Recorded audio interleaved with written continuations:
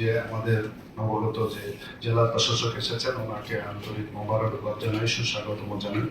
কারণ আমরা নারায়ণগঞ্জকে ভালোবাসি এবং নারায়ণগঞ্জের জন্য যারা কাজ করতে চান তাদের সাথে সবসময় আমরা সৌহার্দ্যপূর্ণ সম্পর্ক রেখে কাজগুলি এগিয়ে নিয়ে যেতে চাই। বিষয়টি এখানে অনেকে অনেক কথা বলেছেন, কিন্তু আমাদের বক্তব্য এবং আমাদের দলের বক্তব্যটা স্পষ্ট। সেটা হলো যে আমরা বাংলাদেশের ন্যায় বিচার প্রতিষ্ঠা করতে চাই, আইনের শাসন প্রতিষ্ঠা করতে চাই। বাংলাদেশে কোনো মানুষ, সে যে দলেরই হোক না কেন, মত পার্থক্য থাকুক না কেন, আমরা সবার জন্য যাতে আইনটা সমান হয় সেই ব্যবস্থাটা, সেই রাষ্ট্র ব্যবস্থা কায়েম হোক, সেটাই আমাদের প্রত্যাশা। এখানে কে অপরাধী, কে কোন দল করে সেখানে দেখার কোনো অবকাশই নাই। আমরা ব্যক্তির অপরাধকে শুধু ব্যক্তি অপরাধ হিসেবে চিহ্নিত করতে চাই এবং আমরা প্রশাসনের কাছে আমাদের আবেদন থাকবে যে আমরা যে পরবর্তীতে বাংলাদেশ চাই, যে বাংলাদেশের স্বপ্নের জন্য বাংলাদেশের প্রায় 2000-এর মতো এই ফেসিবাদের বিরুদ্ধে লড়াই করতে যে শহীদ হয়েছেন, তাদের যে স্বপ্ন ছিল যে বাংলাদেশ, সেই বাংলাদেশ বিনির্মাণ করতে আমরা সবসময় অঙ্গীকারবদ্ধ। আমাদের নারায়ণগঞ্জের প্রত্যেকটি রাজনৈতিক দলের মধ্যে একটি সৌহার্দ্যপূর্ণ সম্পর্ক রয়েছে, যদিও জাতীয়ভাবে অনেক সময় অনেক রাজনৈতিক নেতৃবৃন্দর বক্তব্য আমাদেরকে আশাহত করে। আমরা প্রশাসনকে কখনোই আমরা দলীয় লেজুর ভিত্তি করে সেই রাজনীতি আমরা দেখতে চাই না। অর্থাৎ কেউ যদি এই ধরনের ধারণা বা মনোবাসনা পূর্ণ করে সবাই এর থেকে বের হয়ে আসবেন, সেটাই আমাদের চাওয়া। নারায়ণগঞ্জের ক্ষেত্রে আমাদের যেটা সবচেয়ে জরুরি বিষয় বলে অন্তত আমরা মনে করি যে আমাদের এই ফেসিবাদ মুক্ত হওয়ার পর নারায়ণগঞ্জ জেলা প্রশাসন, আমরা মনে হয় 2 জন জেলা প্রশাসক পেয়েছি, এর মধ্যে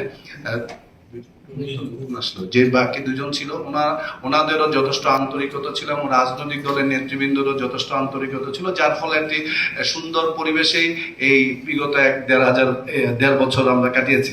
আমাদের হয়তো সীমাবদ্ধতা ছিল, আমাদের চাওয়া পাওয়া অনেক অংশে পূরণ হয়নি, এটাও সত্য। তবে আমাদের অনেক রাজনৈতিক নেতৃবৃন্দ এটা বলেছেন যে আমাদের মাঝে এখনো রক্তক্ষরণ হয় যখন ফেসিবাদ বা ফেসিবাদের দোষের চিহ্নিত দোষর যারা, তারা যখন বিভিন্ন ভাবে এই সমাজে প্রতিষ্ঠিত হওয়ার জন্য চেষ্টা করে, বা এটা আসলে একটু সবার মনে একটু কষ্ট দেয়। আর একটু দয়া করে এই ব্যাপারগুলি দেখবেন।